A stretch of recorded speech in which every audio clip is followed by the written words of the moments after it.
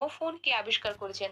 Syllabus তোমাদের প্রতিদিন সিলেবাসটা আমি কিন্তু একবার ঝালাই করে দিই। প্রতিটা ক্লাসে ঝালাই করে দিই যে কি সিলেবাস আছে। কোন পরীক্ষাকে যদি সিলেবাসটা ভালো করে বুঝে যাও, সেক্ষেত্রেও প্রিপারেশন কিন্তু অনেক বেশি স্ট্যান্ডার্ড লেভেলে যায়। তো এই ক্ষেত্রে প্রিপারেশনটার জন্যই আমি তোমাদের বারবার বলে দিই।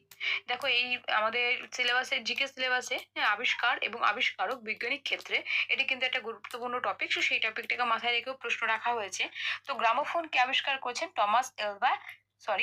Thomas Alva Edison. ঠিক আছে, টমাস আলভা এডিসন কিন্তু গ্রামোফোন আবিষ্কার করেছেন। নেক্সট কোয়েশ্চেন দেখো কি বলছে, বলছে ভিতরকণিকা ন্যাশনাল পার্ক কোথায় অবস্থিত?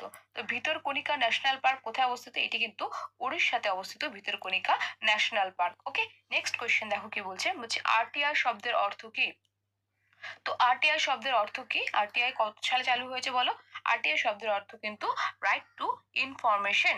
Right two information 2005। ওকে, রাইট টু ইনফরমেশন। চলো নেক্সট কোয়েশ্চেন দেখো কি বলছে, বলছে রাষ্ট্রপতি দ্বারা নিযুক্ত 16তম অর্থ কমিশনের প্রধান হলেন কে? তো রাষ্ট্রপতি দ্বারা নিযুক্ত 16তম অর্থ কমিশনের প্রধান কে? ইনি হচ্ছেন আরবিন্দ পানগাড়িয়া। ঠিক আছে, আরবিন্দ পানগাড়িয়া হচ্ছে কিন্তু আমাদের 16তম অর্থ কমিশনের